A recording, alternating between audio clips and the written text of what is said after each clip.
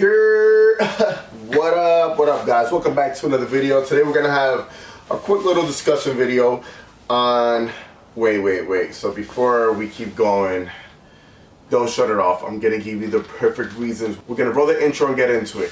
Let's go.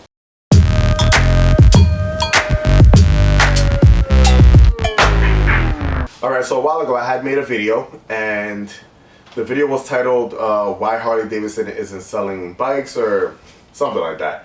And I'm pretty sure most of you guys saw it because I got a lot of backlash for that, because some people are just ignorant and they just don't listen to the little things that I was saying. But anyways, fast forward.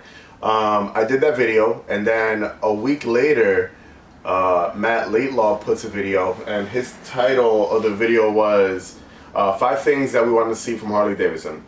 And one of his buddies that work at his spot, Nick Culver, I'm sorry if I'm butchering your name, but Nick he's pretty cool. I've actually gone back and forth with him on Instagram on pictures and stuff like that. He seems like a pretty cool guy, and Matt as well. But anyways, in this video, Matt had all his buddies talk about something they want to see from Harley Davidson in the upcoming year to whatever it may be. And Nick said, I want to see Harley Davidson do a sport bike. And that's one of the things that when I put my video up, people were like butchering me and killing me all over the place, because I said that Harley Davidson should add a sport bike to the lineup. And everyone's like, no, you're crazy. Harley Davidson is just for cruisers. If you want to go get a bike like that, then go get a Japanese bike and blah, blah, blah. Just ignorance. So, point of this video is to just explain to you guys from a business standpoint why Harley Davidson should make a sport bike. And it wouldn't be the first time they did this, because they did this back in the early 90s. So it's nothing new. So we're going to get into the reasons why. And I'm going to use myself as an example. So for those of you who don't know, this is my 2020 Lowrider S. Prior to this, I had an Iron 883. I'm ecstatic about my bike. I love it. I wouldn't trade this bike for nothing.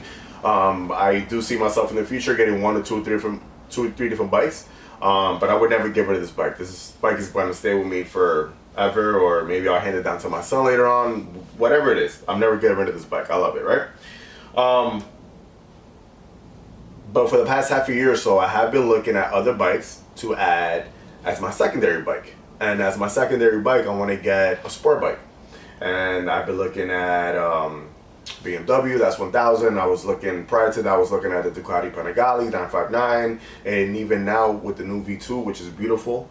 But now I kind of want to keep myself a little tamed. I want to not spend so much money, and I want to go with something that's going to be lasting and not have to worry about dishing out too much money. So obviously I'm looking at some Japanese bikes, R1, the R6, and Kawasaki ZX-10R as well. So those are like my top 3, top 4 bikes that I really want.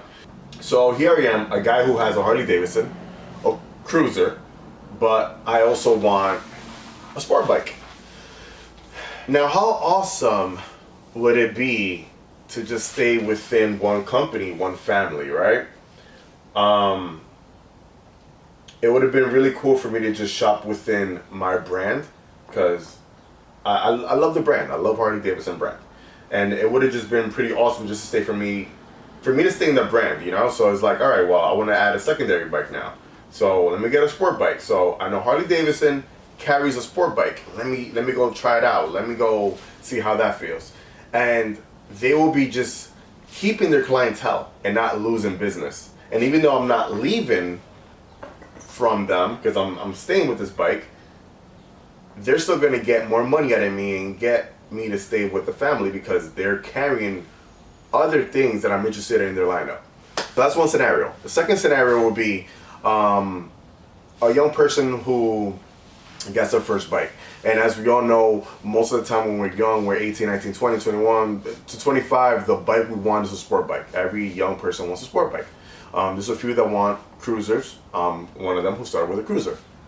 But for those, let's put it this way, for those of you who who got a sport bike, a lot of people who view my channel have sport bikes and they want to transition their they want to transition over to a cruiser, and that's why they're looking at my videos, you know.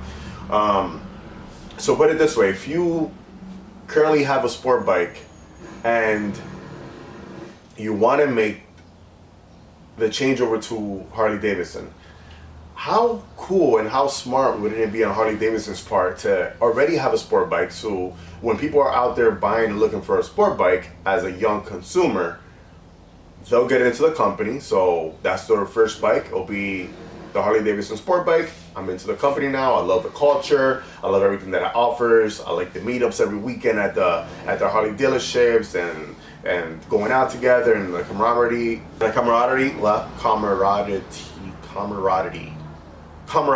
You know what? Now I've had my bike for such a long time, or a year or two, and I want to upgrade to a cruiser bike. Now, if you're thinking about cruiser, you're not looking at anything else. You're not really looking at Indian. You're not looking at Honda.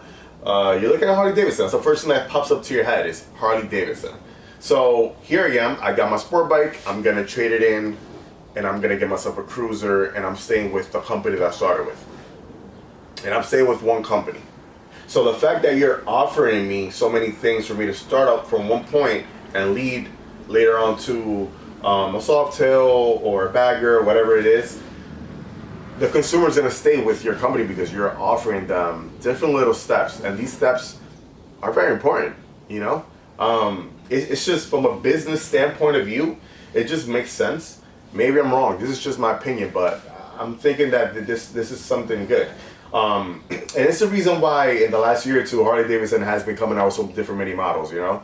If they were making as much money and if they were making their quotas, which they're not, which that's going to be another video. I was going to add into this video today, but I'm not. I'm going to make that a total different video for this weekend. They're not doing the numbers when it comes to quotas, guys. They're, even for this year, for the second quarter of 2019, the way they ended 20% below from what they want it to be. And this is nothing that I'm making up. This is out to the public. You can Google it. All companies put out all their numbers for the viewers to see, obviously for shareholders as well. But like I said, it's gonna be another video. Like I said, from a business standpoint of view, it would just be, it just makes sense. It'll be pretty cool. Cause I'm one consumer who, maybe if Harley Davidson had a sport bike when I was younger and I was gonna get into it, and it was really appealing to my eye, I would have bought it right away. Obviously, the next step after you got a sport bike, you want to get something more chill to relax on. You stay with a cruiser, and you're already with the family, the company, the gods of cruiser bikes. You know, it just makes total sense. So I mean, hopefully in the next year or two, we see some of that. Wait, I got sidetracked, but going back to what I was saying before.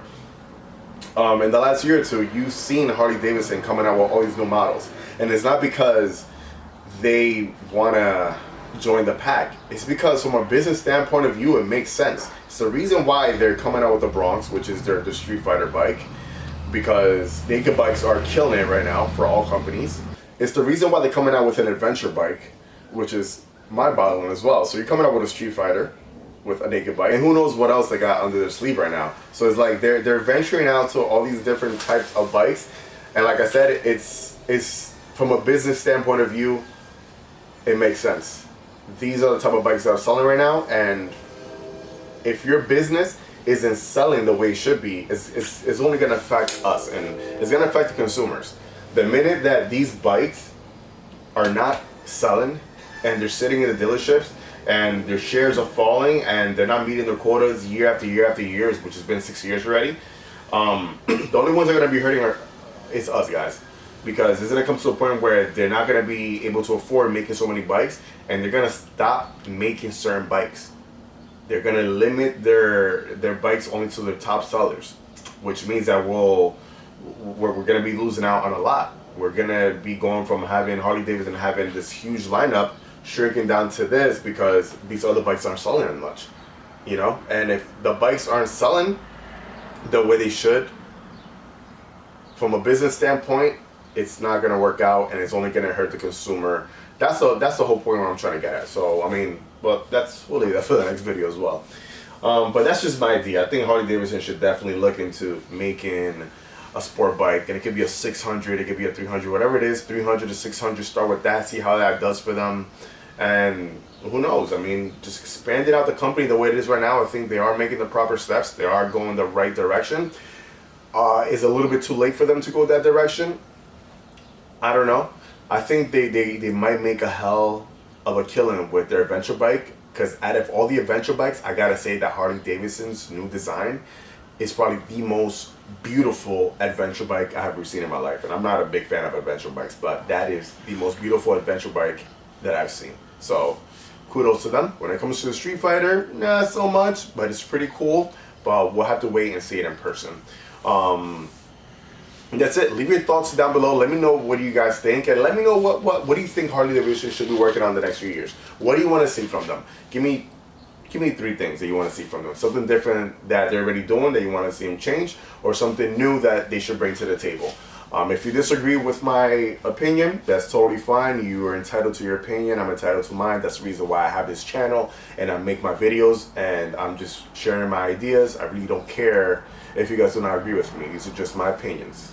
Take it with a grain of salt. Like always, ride safe, enjoy the ride, and thanks for watching. Peace.